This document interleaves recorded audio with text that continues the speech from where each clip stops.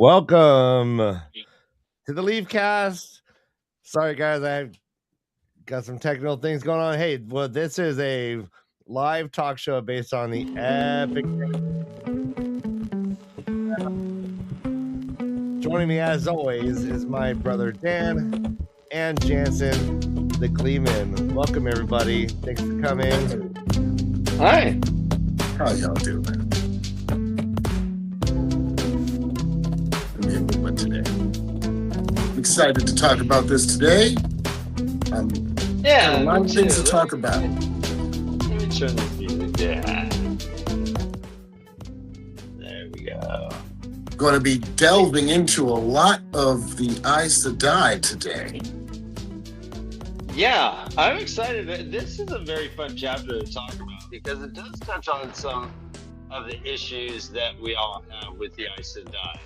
I mean, we consider the Sedai to be the good guys, and yet they, by certain definitions, are not very good at all when we're talking about ethical, personal. They rely on the 3 L's too much to dictate their own personal ethics, perhaps. But we can talk about that. Hi, Jansen. It is so good to see you again, my friend. I spent a lovely freaking time visiting Jansen, not once but twice. So good, so great, so magnificent. So it's good to see you. I gotta say, man, just staying at your house, I feel like I'm like you and I are like just deeper friends now. Like just having just seeing you with your family and you cooking for us and stuff. It's just like I don't know. Well, dude, your family, man. Your family, man. So it's very real awesome to have you here all the time, anytime. Yeah. Well, likewise. We are talking about this book here. It's called The Real Time of Philosophy. It's edited by Jacob Held. And the chapter we're talking about today is called, it's chapter 13. Everyone open your books to page 131 in your textbooks. It is called On the Supposed Right to Slay Dragons Because of Philanthropic Concerns. The Mysterious Ethics of the Sedai. It is written by Steve Bein, I am going to say, B-E-I-N, Einstein, I'm going to say Bein. I'm going to read this thing. It says, quote, Steve Bein is true blade of Southwest Ohio, bearer of the Holy Grade Book, defender of the wall of students writing their own papers instead of letting AI do it, translator of Watsuji, Kyoshi Bujin Buji Jutsu, Lord of Stately Bein Manor, and Associate Professor of Philosophy at the University of Daytona. Wow. He says the big philosophical question that drives him these days is, if duty is as heavy as a mountain, then why is it so easy to put off unwanted tasks until the last minute? That is Steve Bein, Professor Steve Bein, and that's who wrote this article here. This was a fun one to read. Ryan, you had actually texted us saying, yeah, man, let's go. Yeah, I agree. I think it might be like one my favorite so far. I think he's like a punk rock philosopher. Yeah. Yeah. I like that. I like that. Josh can't be here. Hopefully he'll be in next week. He is one with nature right now, I think. No nature, okay. Now, what would Kant say? Wait, Dan, what would Kant say about Josh not being here right now? Kant would not be very happy with it. Nope. Nope, not at all. There are no excuses. There are no days off. A whole lot like G-Ito. You know what? It's not a bad way to put it. Well, no compromise. So yeah, they do get into weirdness though. Go ahead. So to get into the article, it starts off in this very interesting way. He's taking the POV of Moraine from the early books. So again, there's full spoilers. Like at this point, Moraine does not know that the taint will be cleansed. So the calculus of Moraine's decision making includes this man, who I need to fight the Dark One, will go mad. We don't know when. Could be before the fight, could be after the fight, but it will happen. And yet she persists in trying to like support him, teach him, and convince him to fight the Dark One. Yes. However, there is one huge difference between the book and the show, which they also were making references to. And that's the fact that in the books, it doesn't say in any prophecy that Rand has a choice between the light and the going to be the Shadows champion. Now, what they do is they do hint that Moraine, or not even hint, they blatantly say Moraine is doing everything she can for them not to be on the Shadow. And she, even at the very beginning of it, you know, in Eye of the World, I believe this is right before the chapter is not Bear Lestag. No, it was right before that one. But she tells all the boys, before I see you join the Shadow, I'll kill you myself. Right. Yeah. It's literally over my dead body. Yes. She's like, I will destroy you myself. But in the show, they have this dilemma that he's going to be either or, which makes the stakes way, way, way higher, which is something that I can understand for a show, because the stakes have to be extremely high for a show. Yeah, but I mean, I didn't like the like fucking what's his name, one of the Forsaken damage red or whatever, like constantly tell him like you're gonna join us, like you have. That was, well, Ishmael had told him that he had. However, we know through Flickr that Rand told him in a million billion lives, I've never joined you. So now, do we believe that?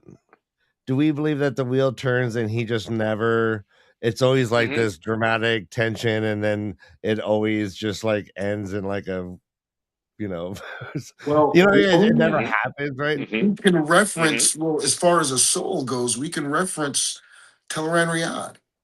Brigetta has never been part of the Shadow. And none of the people who were called by the Horn were, and Luce Theron was one of those people. At least they knew him like that. So I don't think he would ever have been part of the Dark One. I think that is the sole reason why the Dark One does what he does. Is because he's never, ever, he's tried so many different ways and times, and he can't get him to join him. Okay. I imagine that's like not necessarily the consensus opinion in chat for sure. Like, let us know what you guys think. Yeah, I don't think so either. Dan, I think you've brought this up, that like it's so predetermined that there's no way that he was A, gonna lose, and B, not just set the wheel back in motion. Like he was never gonna kill the Dark One. You I the more I think about it, the more it was like Mr. Toad's Wild Ride, right? And the first time you go on it, you're like, oh, whoa, you're getting whipped around, but then there's always the track goes and picks someone else up, and the age goes on. And so, yeah, I kind of think it's like, yeah, the roller coaster could be a little different, but it all just kind of keeps going. Okay. Yeah, I think that was true. You know, we've ad nauseum talked about this. That was true up until the point Rand fought the Dark One. Then everything changed. But yeah, like, and that's why I think, you know, but that's not what we're talking about here. We're talking about like, right, but again, when you're on Mr. Toad's Wild Ride the first time, you don't know what's going on. You go to hell in that ride. Like, you literally go like into a hot place that's all lit red, and you're like supposed to be in hell. Like, it's you don't know what's going on with that ride because you never did it. And so Moraine's on this ride. Yeah, go on. Yeah, but I mean, like, there's no like, I don't know, like, you know, you're on a ride. Like, there's no like essence of choice making. There's no like misdirection. Right, for Rand, I don't think exactly. I think he had rails the entire time. Nobody thinks he's making choices.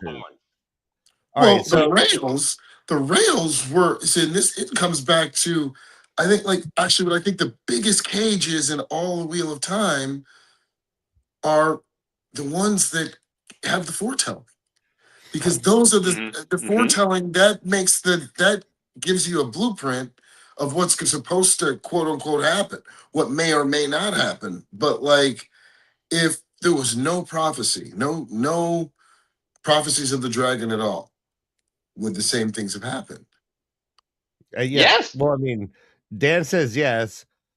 Well, how about this, real quick? So, Noma Garden, I love this. I've always wanted to know if Ishii actually had memories of past lives, since Rand only remembered one, even at the end, Mm-hmm. or whether it was a Dark One trick. Nice.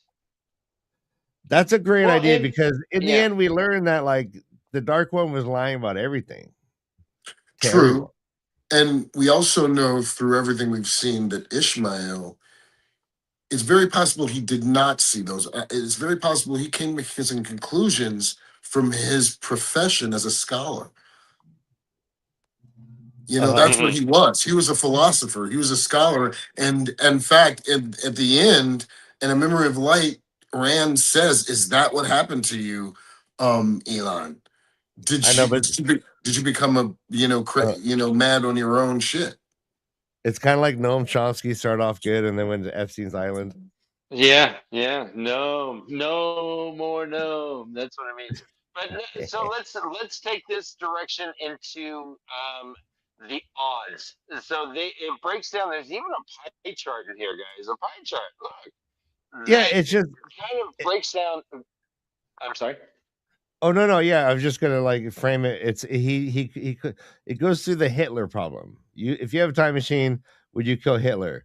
And should Moraine kill Rand, knowing that in her limited POV that he will eventually go mad, which is, but she also, and this is one of the failings of this article. She says that should Maureen have killed Rand, Matt, and Perrin because they all could have been the Dragon Reborn, which was, I didn't understand why, Because right? you know Well, why? I mean, Because this person is trying to merge the books and the show.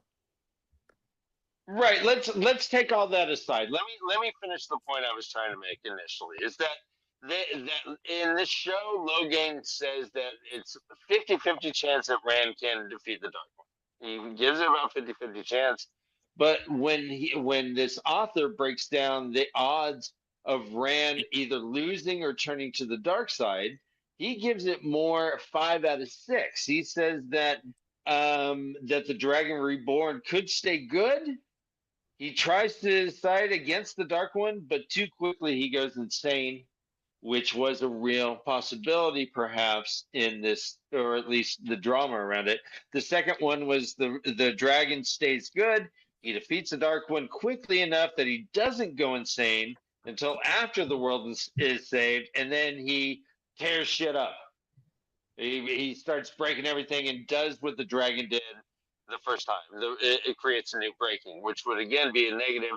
The only positive out of that 50-50 would be the Dragon Reborn stays good. He quickly defeats the Dark One, then willingly submits to being stilled before going insane.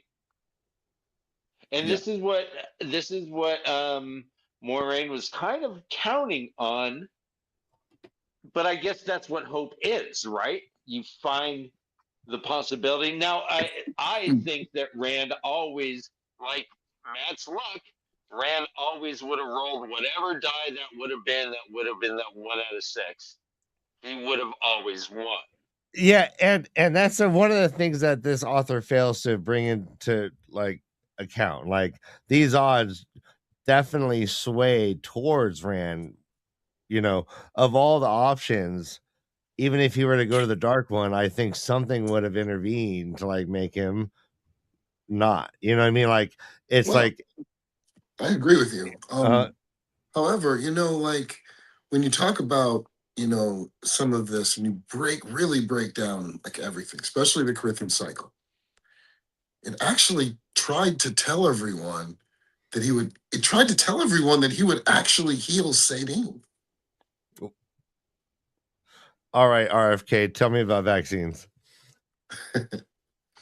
No, what do you mean? That's From crazy. Moraine quoted this as soon as she got out of the tower to Matt. He has made whole what he Whole broke. milk. Yeah, whole milk.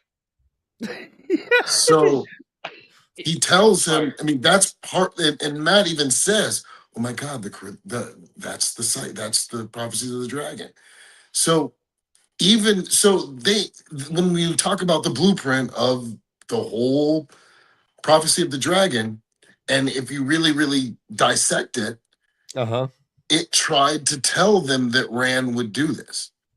All right, so now let's add that factor into this article. If Moraine was such a believer in the prophecies, would it still have been an option for her to kill him?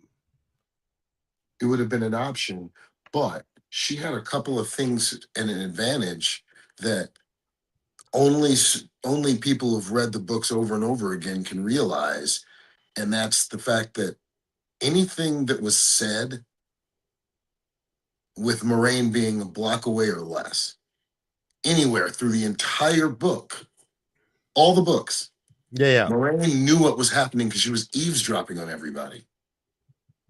She was listening to Good point. and it goes the end of book one, the very end of book one. She's doing it. Yeah. She's doing it all the time with her Carnero, or no, not the Carnero. Carnero is the first. All right, so you know what? God damn it, Jensen, I forgot about that, and I liked how Amazon included that. But like, how many readers like me read the first book and then like forgot like ones, especially people had to wait, like, Yeah, you forget that she's, you're still questioning whether she's a good or bad, character. Like, yeah. And she even it's left proof, in the letter to Tom, and in the letter to Rand, especially. She knew that Rand had to get Asmodean to teach him. And she was uh, worried about that for a while because of Lanfear. all right, so Yeah. Yeah, that's and cool. this chart also doesn't count into play the threat the White Tower itself caused Rand. Yeah. In that him being, I mean, so you would think at least two or three of the Ajas would have agreed that Rand should have been still. You agree that the Reds, I think the Whites would have. Yeah, I agree with you. I Uh-huh. don't think the Browns would have because And the they're worried Grays about stuff. too. The Grays But I too. think the Grays would have. I think the Grays would have as well. And so, yeah, so that doesn't even include those threats. You have other threats of people just shielding him or just trying to like do these like take away his power. Like it happens a couple times. Yeah, the Yeah. Rand, and even to some extent Matt and Perrin, they had the ultimate plot armor though. And if you even read it, this is Mm-hmm. how it's read throughout the entire series. Every time, when the Aes Sedai had a plan for Rand that he didn't want, or that they thought they knew what was best, their Taviran natures kicked in. Like even at Demise Wells, they do things that they would have never done, and their Taviran nature kicks in and literally disrupts all the things they want to do around those three. Yeah. Right. Tavernus. Yeah. So I mean, we talked about this a lot, but so let's get into what the article was talking about. Does how severe was Moraine's moral dilemma? I guess to protect Rand. At the beginning of the book, it was huge because they referenced so many times how worried she was that he could be turned to the shadow. Because there's so many things that even our heroes didn't know, or there were so many half truths that they believed as real. Through the entire books, there's some big ones, but um, she was extremely worried about Lanfear more than anything else. and whether it was a gut feeling at first, and then after she went through the ring, she knew for sure. She Hey, was Perk scared, but Franklin. she was what? Sorry, Oh I was yeah, just saying hi to Perk Franklin. We got a new friend. He's a little confused. Just hang on. Hang out. Hang out. My God. Sorry. Yeah, no. So it's like, yeah, we have all those things that we're looking at, and So let's look at well, I got a the question, Aes Dad, Sedai. Okay. real quick. Before we move on, Jansen, is Moraine in the prophecies anywhere? in the what in the prophecies, Yeah, Moraine, Moraine. chat, chime in if you know the answer. I Is don't. Moraine? Yeah. I'd have to go over them because the only thing they would reference her as blue if they Uh-huh. would. That's the only thing because I don't remember. Does anyone know what was the banner of House Dimodred? I don't know if they ever It. mentioned. They never mentioned that, did they? What was her banner? Maybe in Great Hunt when they I went want to to think it's a bird of some sort, but I can't confirm that at all. House Dimodred. Okay, Okay, yeah, no, Ben. I don't know unless they called her the caretaker or something like that. Yeah, Um, have to be like very subtle, but yeah, because I mean, we know that Tuan is in the mentioned. We know that. See, are we going to consider? We don't consider. I mean, maybe in the next stage, Min adds her own parts to the prophecies of the dragon. Like Oh uh, shit! What? Oh. Okay. So, you do you know, think that the prophecies were?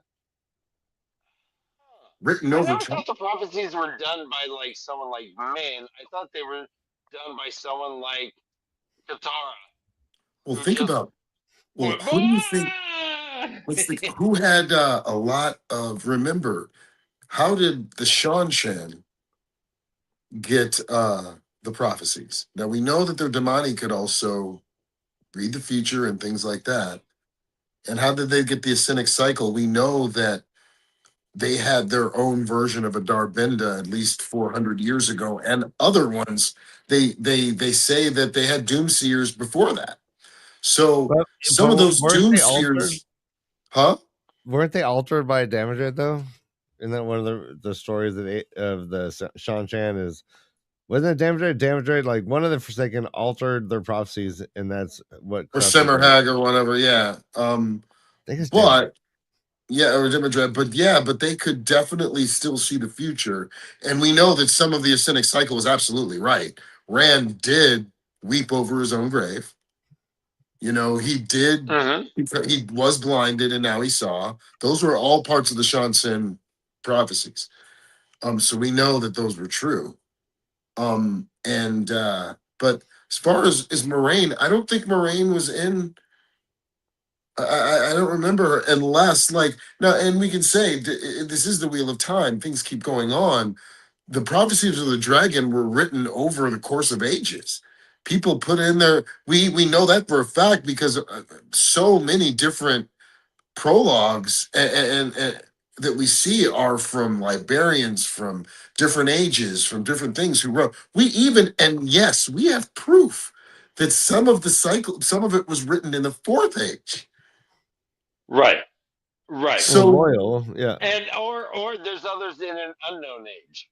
yeah, so who's to say Min didn't put her parts in because Well, Min, but so here's the funny thing about Min though is that she has to physically see them. Guitar Moroso did not have to physically see shit. In fact, in the show, she could not physically see shit. She was actually blind. in the show, yeah, Does this indicate? Will we say that this is a disability or a handicap that's placed upon Min's viewing that she can't necessarily give prophecy because she has to like fucking Well, see someone to her get? power is a singular based thing, kind of like Huron. Neither of them Yeah. can channel. Neither of them can channel, but they have that power. Like so. No, I don't. but she has to like see the human to Yeah. prophesize one Yes. future, not like big shit that's not like I she. You don't know what I see mean? what Like she does as prophecy. I see it as like I truth. agree that She's a truth speaker, but Yeah. yeah. I don't know. I don't know how to define it. No, I get it. But that being said, even though she is what she is, the things that she sees are true. So she was there. I can see her giving, putting her 2 cents in. Um, Mm-hmm. I mean, because anything she writes down in Shanshan, they're going to take as talisman.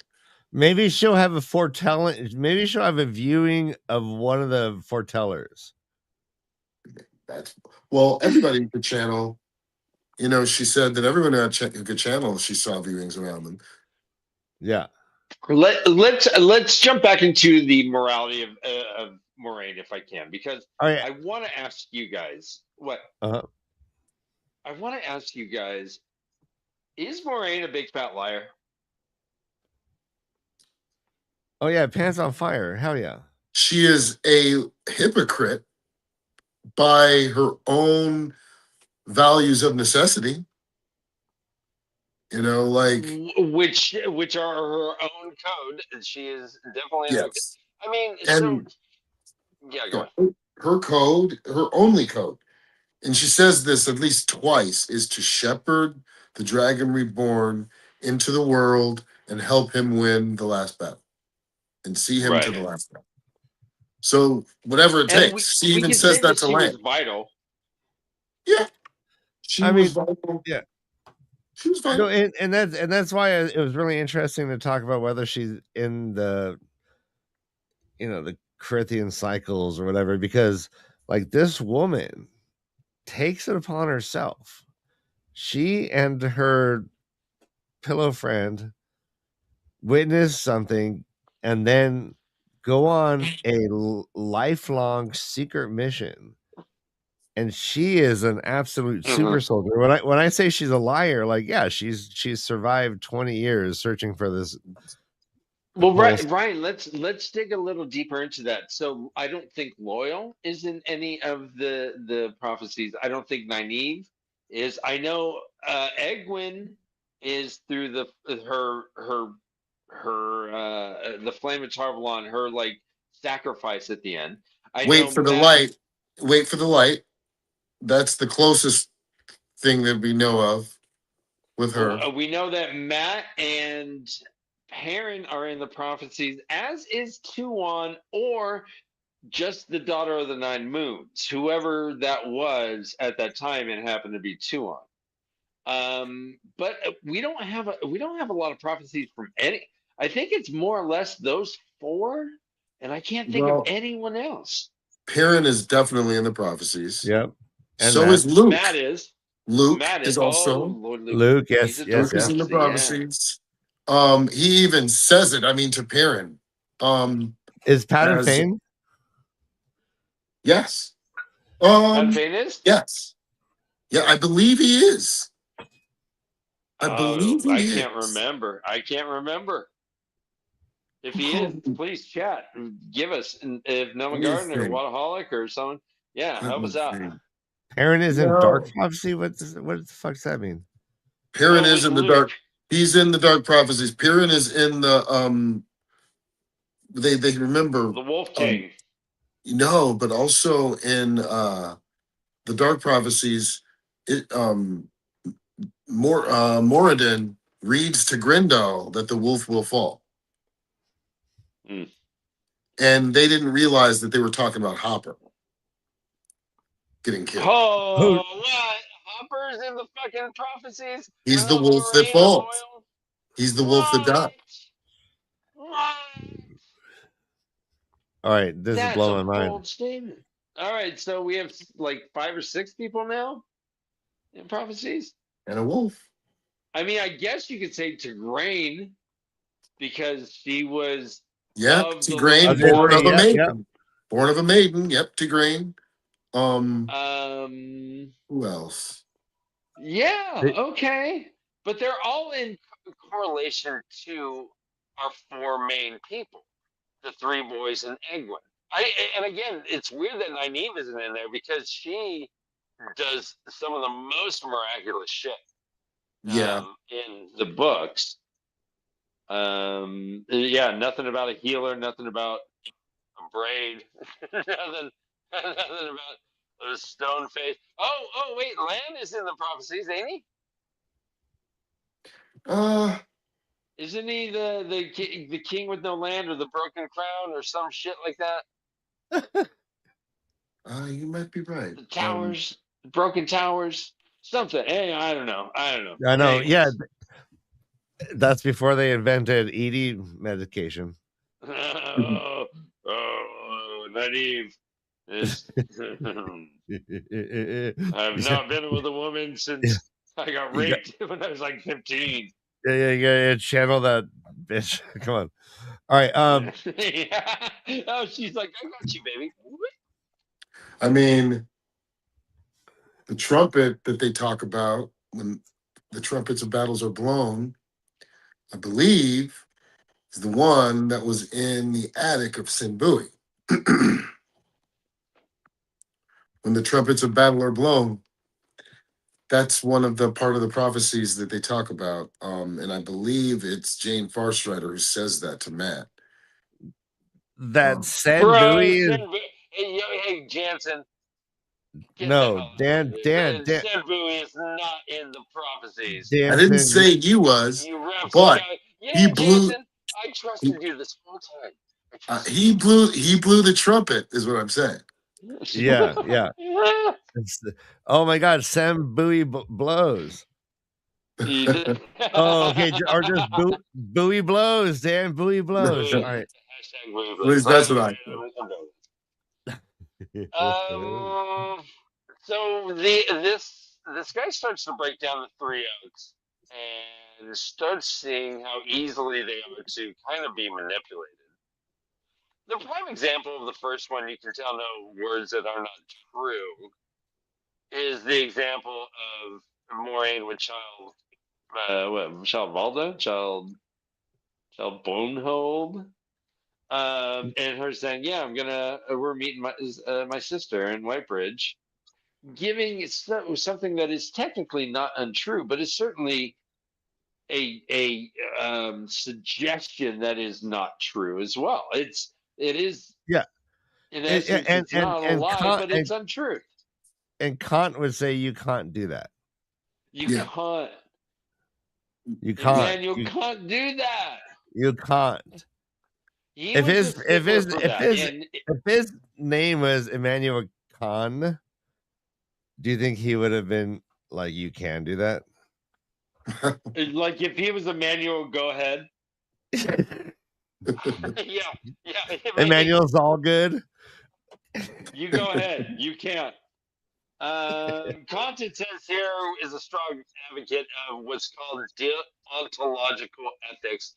Deontological suggests duty-based. So he is more talking about like how Galad or some of the Dragonsworn, perhaps the people who are duty-born to do these things and act based on faith and based on their own moral ethics that this is the right thing to do. Right? That's deontological would be it's my duty to do this. These are people who are service people, but also like look for injustices where they see them and whatever. Yeah. And then he like compares that to consequentialism, which is the belief that the morality of a decision is in direct relationship to its impact on the greater good. And I think this is how we mostly try to make decisions on like our little small levels. We put positives on one scale, we put negatives on one scale, and if the positive is better, we do it. Yeah, but also like deontology like occurs in so many like subdivisions of our lives. Like if you work for a company, you might like you might think that like, oh, if you like pocket a 20 from the register, it's coming out of like your paycheck, whereas if you were to steal from a different company at 20 out of their register, it would feel different. Like deontology, like it is like right, like it's what your understanding of duty is in relation to your like your lived experience. And that's one of the things I was like, whoa, what the fuck is duty? Like Well, no, you're either going to deontology. go religious and say like the religious texts are my duty, or you're going to be like, my duty is to my government, to my company, to my family. Like these all become like inventions that are not like necessarily based in ethics, because I will do shit for my family that I would never do if it was not to protect my family, right? And Well, my let's ethics let's get back are to not static like that. the deontology. So if you take 20 from a place you work, the deontology would suggest that is always wrong. You are duty based to protect the trust that the innkeeper or the store shop, the cheesemonger, whoever has put into you to run the shop without stealing. Yeah. That's a duty based thing. Even if you're like, I should do. Also, like if you tie the church, this stuff is duty based. It's not like you do it because you feel that it's like part of your But faith. You need to do you do see this. how like, but also like, do you see how ephemeral then it becomes? Like it's shifting. They're like the whole like Sure. thing you're like focused on, like the parameters of this duty just shifts around. So it's not like something that like you could. It seemed very hard to look at what he's talking about and be like, okay, then like duty to my government, is that override duty to my god? Does that override duty to my family? All those decisions then Human become being, like, yeah. right, where does the duty lie in like more complicated like decision making? But Right.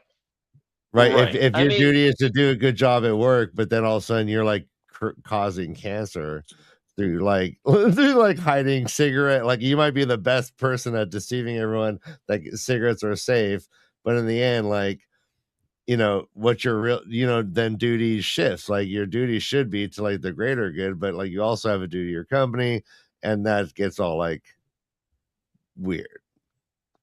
But anyways, like right. I mean, yeah. Yeah, but yeah. That. um, when we talk consequential, it is more a subjective feeling, right? So Well, I it mean, is it's like a degree, and people have their own degree of how far they'll go. right, right, right. So it isn't necessarily or I guess it is duty based on what you feel your duty as a normal citizen on the street is. So And like something is happening on the street. Yeah. if you're talking about the three oaths, now this is very interesting because they have the three oaths, which are seem to be specific, and the general layman in the Wheel of Time in the world believes them and understands them and trusts them that these women aren't going to come down with hellfire on them one day. And they trust them because they don't think they're going to lie. They don't think they're going to hurt them. They think they're there for the light, which most of them are. But that being said, the oaths are specific to each sister and how they interpret it. Because Right. they say at least three different times, specifically with like Teslin and with Jolene, that I don't know if I feel threatened yet. So Mm-hmm. one woman who's really tough might not be threatened until somebody's right on top of her with their fist in her face. And some might feel threatened if they're 2 miles away and they may think an arrow might be at their back. Well, hold on. This is a weird example to use because they do reach a consensus. They don't attack until they both agree. That's true. Yes, and they say So that. it They is actually say, yes, I feel. right there. It was like hey, you feel? I think I'm threatened enough. She's like, yeah, me too. And they go, Yeah. okay. Yep. hey Dan, real quick, your mic's cutting in and out, or like if you can get as close Oh, to okay. the, yeah, that sounds better. I see you getting into it, but like you got more mic discipline with that shit. No, I'm using my headphones, so Yeah, your headset, really? yeah, they're in my Yeah. ears. No, that's weird. It's like it's doing some weird shit. Do you have like auto like volume on your setting? No, I'll switch to a new All mic. right. All right. Is that better? Yes. Okay. Like, and here's another way that, like, you know, there's a difference between lying and being wrong and saying what's not true. You know, like, because different Aes Sedai interpreted the cycle of the dragon differently. They had to. Because Yeah. if that were the case, Elida would have never done the things that she did, not being a dark friend and doing what she did. You know, and she had to do the things that she thought was right, what she thought, and the things that she said had to be what she thought was true. Yeah, So it does allow for like mental illness to like if you're a mentally ill Aes Sedai, like you're gonna make crazy decisions and right just because you believe it. That's funny. yeah. So moving forward, I love the evolution of this whole article. And again, like we encourage you to read this. It's a really good one.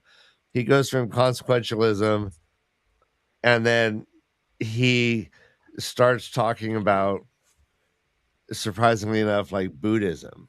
Yeah. And he does an analysis of Aes Sedai decisions through first like Kantian ethics, then consequentialism, and then we end up on Buddhism. And he starts talking about Buddhists' reverence for wisdom as a way to like wise people will be more compassionate, and more compassion is always good.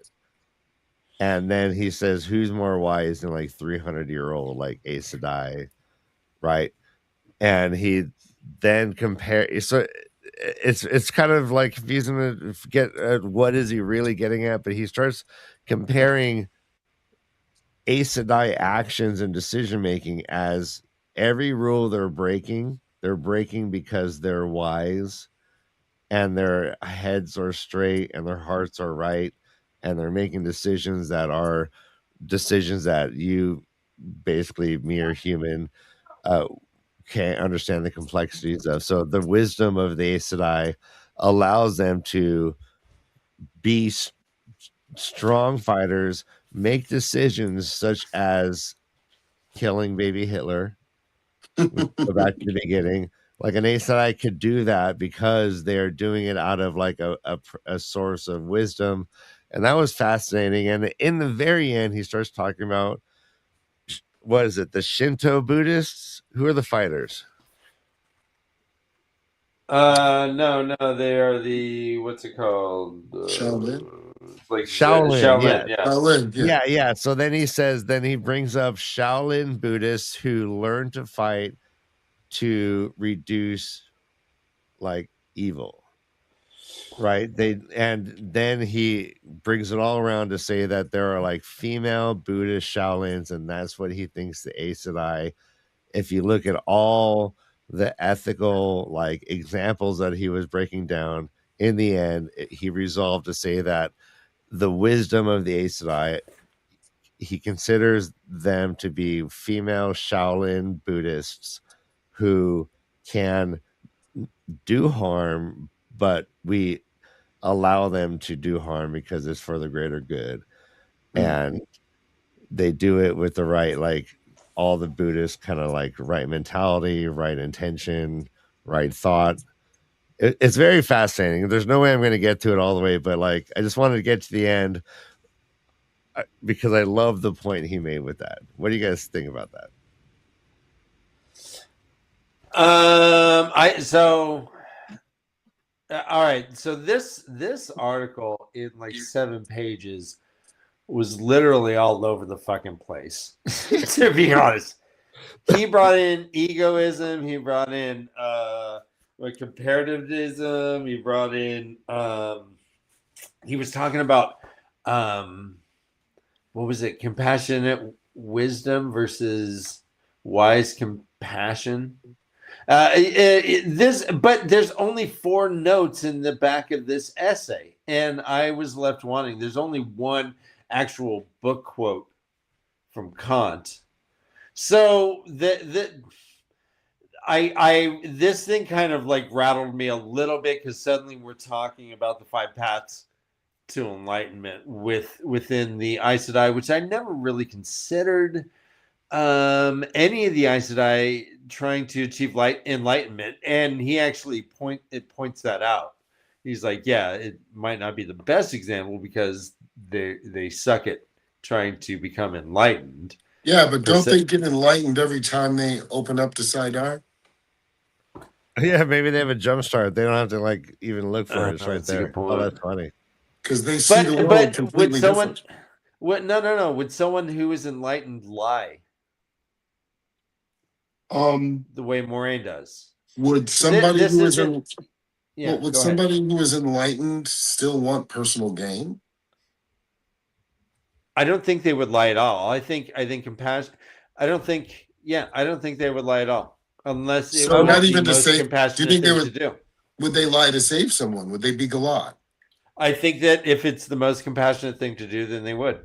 Okay. I guess that's fair.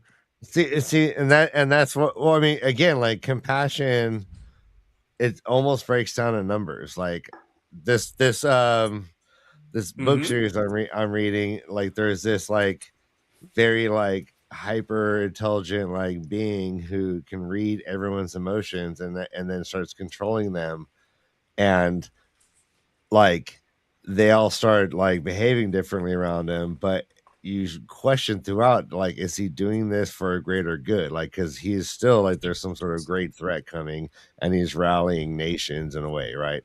But like you don't know if in the end, like consequentially, like is this all this lies and subterfuge to get these people to do what must be done? Is that in the end going to be like a net positive?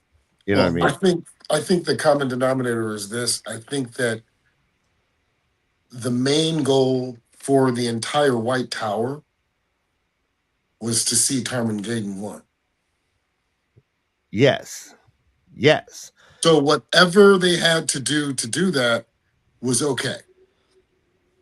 So that's where in this book this essay it says, quote, Aes Sedai are consequentialists who sometimes disagree with each other, but that essentially they all have a similar goal in line, but they disagree.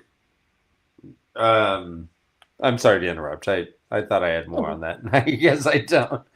But this book does. So it describes that Moraine acts mostly out of act utilitarianism, except when rule utilitarianism suits her. And the Emerald Seat acts mostly out of rule utilitarianism. But Leandrin acts out of egoism. None of these terms are really defined and are just kind of tossed around flippantly. But I guess we can suss out what act utilitarianism versus rule utilitarianism in regards to the Amerlin's power structure and whatnot. And act utilitarianism is just, what is that? Is that just reacting? Is that just life? I don't know. I don't know what that even means, to be honest. So thanks, Steve Bine. I wish you could have added just a little bit more context, I guess, or some notes in the back that like define, like pushes me somewhere to learn about these things. Give me a footnote. All right. Well, here we go. Like, Dan, I just want to introduce you to this whole thing. You might even have it on your phone. It's called Google. Jeeves? Ask Jeeves. What's Google? Here's Google definition. Act utilitarianism is an ethical theory holding that an action is morally right if and only if it produces the best possible result, maximizing pleasure and minimizing pain.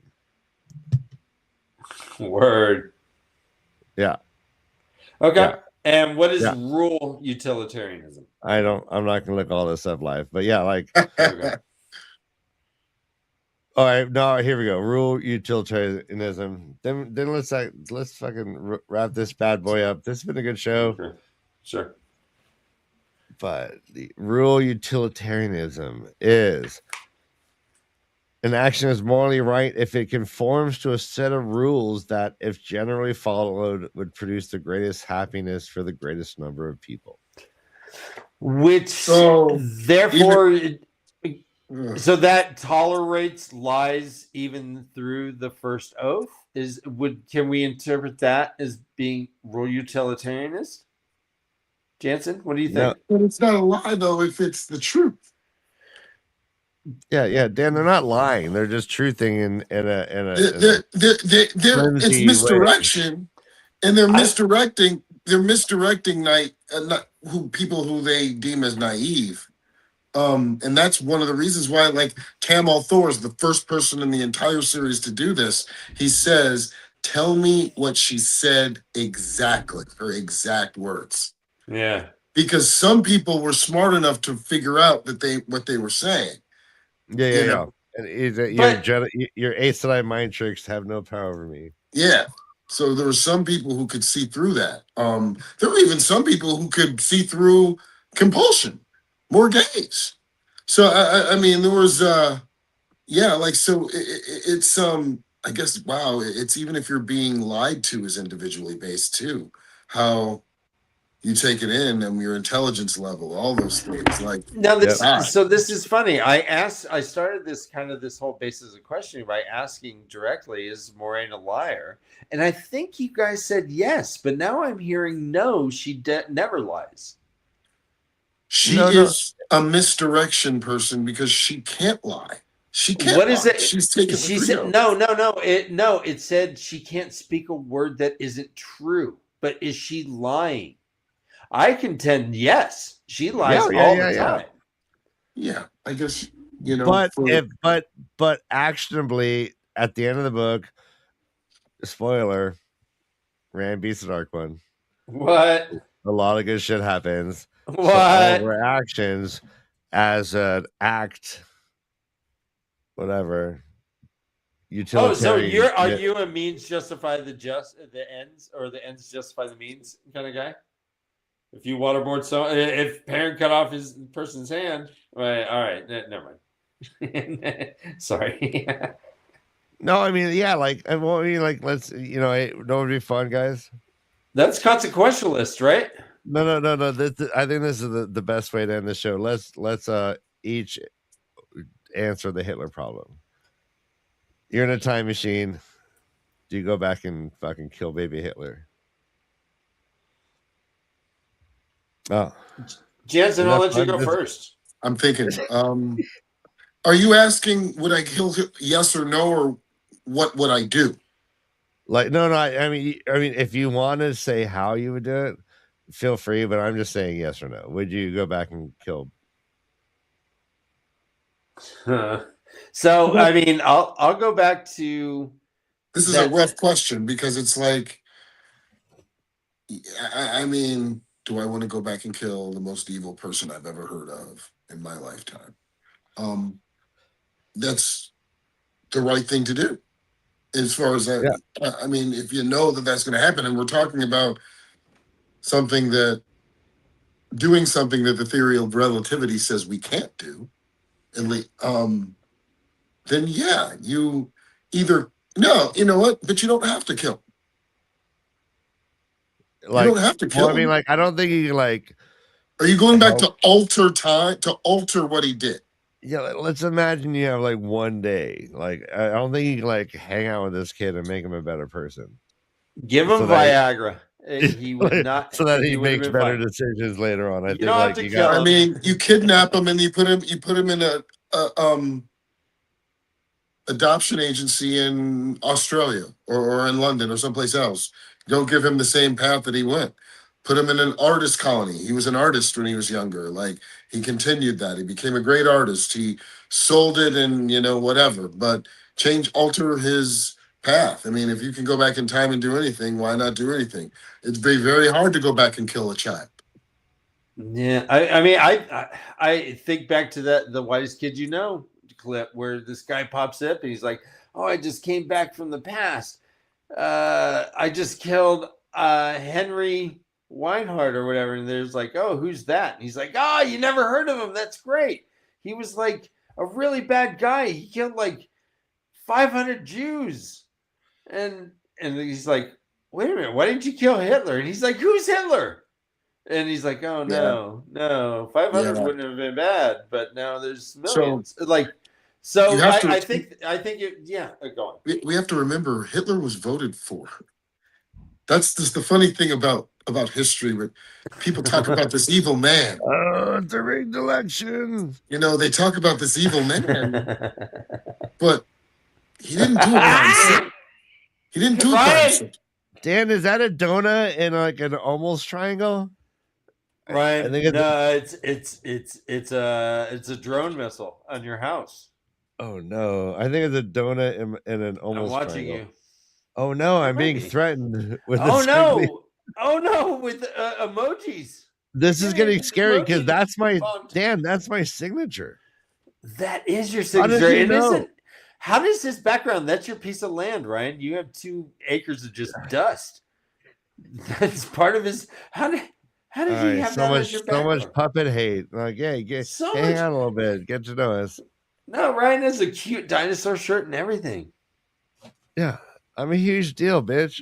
Yeah, bitch. Oh no! He's a dead man with a missile going up his butt. Oh, Oh no. All right. Red triangle, can you at least hit the thumb and subscribe? yeah. If you're Like gonna- and subscribe Thumb before like you thumb that abuse kind of us. stuff. Yeah. All right. Thanks. I hope you have a great Sunday. Yeah, this article went from one thing all of a sudden to being like, so yeah, I think the Sedai were Shaolin nuns. The end. The end. And It was then, a little weird. Yeah, I don't like that. But I liked the talk. I liked the article. I liked talking, like reading about it, but it was a bit. It was like shooting a shotgun at like a wall. It just like things were all over the place. It seemed. I don't know.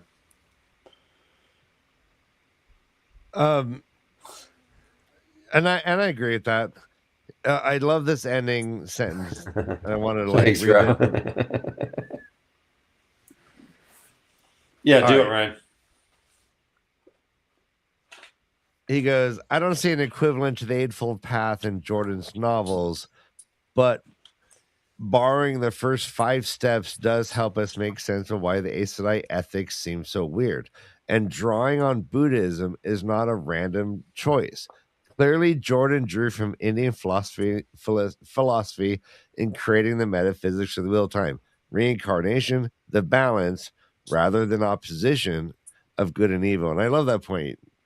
And then he says, even the wheel itself, they are all evidence of this. So really, it should come as no surprise if the ethics follow the metaphysics. Which is fucking awesome. Well, so yeah, what he was so yeah, because we didn't really get into it, but he has these like the 5 paths or the 5 steps to the Eightfold Path, right?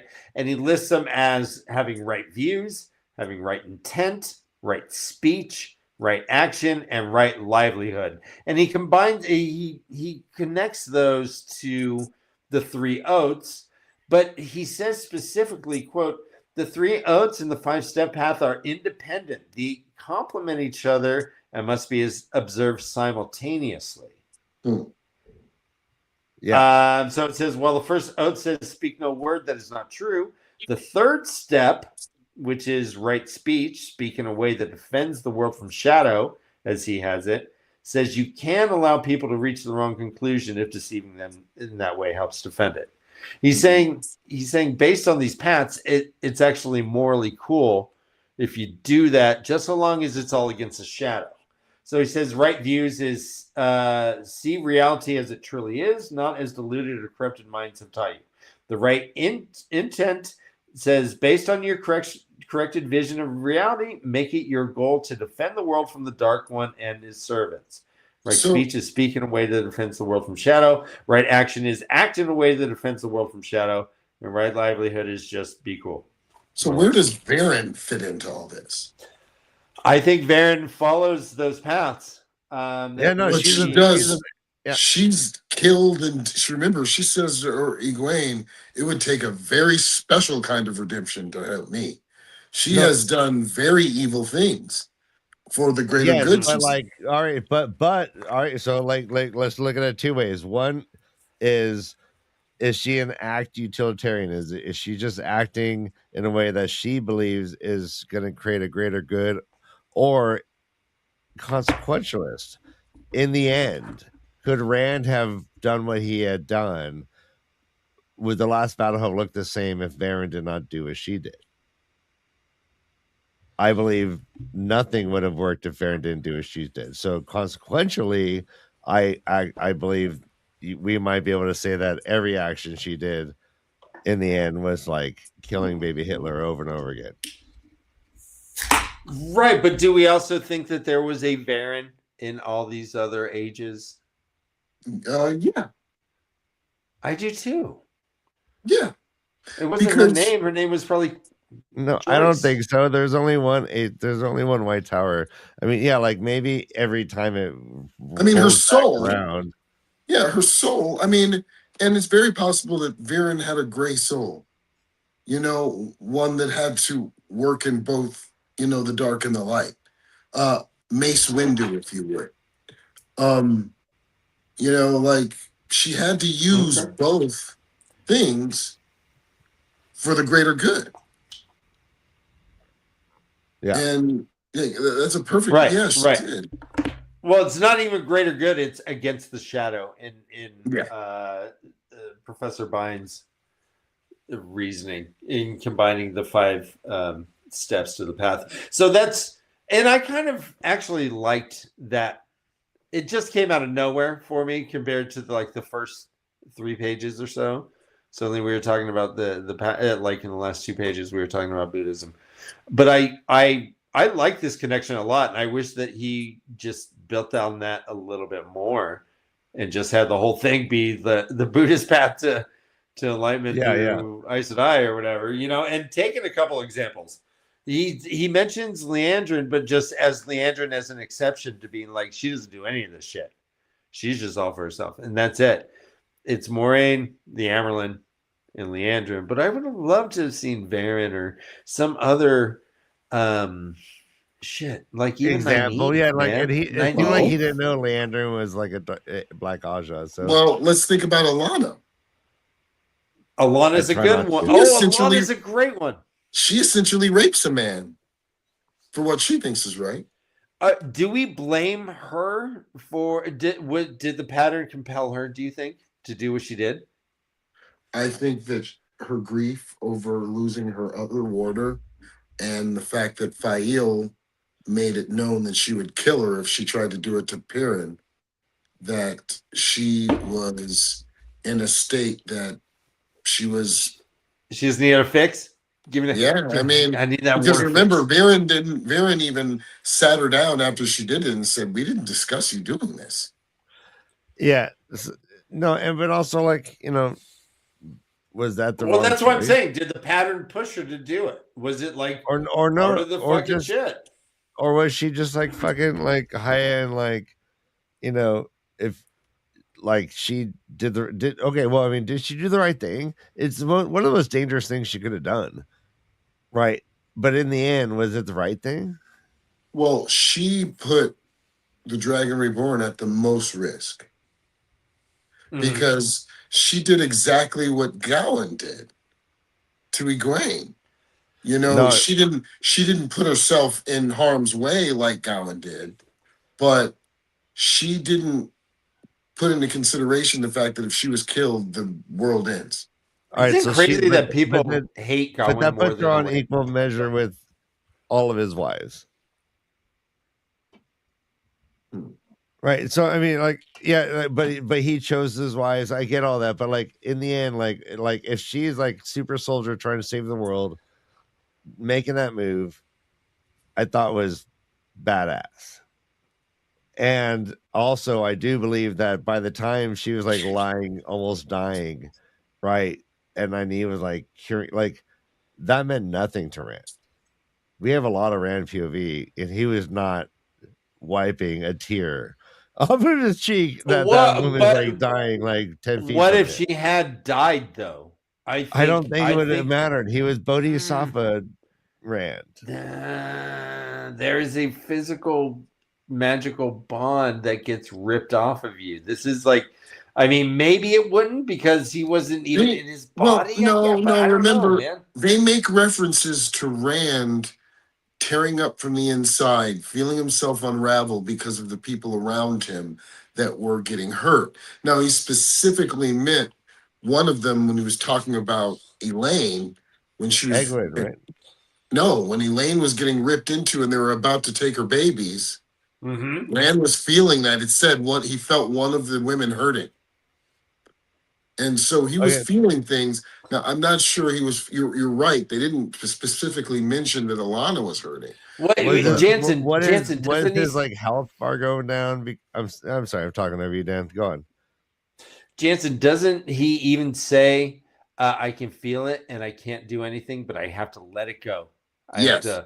Like he said, it's like he feels all that shit and like physically Bodhisattva's the fuck up, like levels up. And that's a good point, because it's very possible. Let it go. It's very possible that his being that soul, letting it go at the time, Alana's death might have not even harmed him at all. Yeah. So that's how I feel. That he was like on a level. Yeah, I can agree with that. He became like the creator, like. Yeah, I think you're probably right. Like he had the whole world in his hands. He had the whole world in his hands. He got the whole. All right. With the death may have been amplified though. Like as I'm thinking of it, the death may have like caused a whole wobble in all of his shit. So with the entire wheel, we just don't know. With the entire everything being yin and yang, Saidin Saidar, opposites, with the dark one being in every single everything, every age, everywhere, every timeline, everywhere. What if every time the cycle changes, it goes back to one? There's a new creator. Yo, that's Rand. Rand is the next time. So what about the next time? There's going to be a new creator. That's what Josh proposed after he finished the book. He's like, Rand is like the new one, the new creator. Yeah, I agree because he imprisoned the Dark One, right? And he also has that power. Go ahead. And at the end, he can create anything he wants. Yes. Yeah, he's going to be smoking the best weed. All day, every day. He's just going to be walking the roads. All right, so Perrin, my man, you got to check this stuff out. Everyone's stoked when Rand pops up. Yeah, Rand's like, hey. And he's turning water into weed. He's like, watch this. Rand's getting like Martha Stewart high and shit. All right, guys, and Tavern Talk, we are almost done with the Read React series focusing on the Wheel of Time and philosophy. This has been a great episode. Thank you all for watching. Thank you for all your comments. We do this for you. Please like and subscribe. We have a Patreon, and we're great. Join our Discord. That's the best way to like get a hold of us. Or just text Ryan. His number is 916 blah blah blah blah blah blah. 555. All right, he was on all the spectrums. Oh yeah, what's going on, Glanson? What? I called you Glanson. Oh, that's a new one. No, as a Gleeman and dancing together. I thought it was his huge glands, son. Dan, don't tell everyone. All right. Go on, Jessica. Oh no, nothing. Everything is. I was just saying it's great. This was a great episode. I loved it. Yeah. Right? Yeah. Yeah, everyone knows you'd have the most successful OnlyFans in the world if only you would just do it. If only fans. Only. All right. Guys, thanks for hanging out. There's only a few of you, and I appreciate each and every one of you. You guys are awesome. And I love you, and I'm proud of you. Ryan, I just wanted to say that. Sorry. What do we do? What do we do when the world's collapsing? We watch like an aluminum ball. Shut off that CNN app. We close our laptops. We toss our iPads off the window, and we run for our lives because it is the way to leave.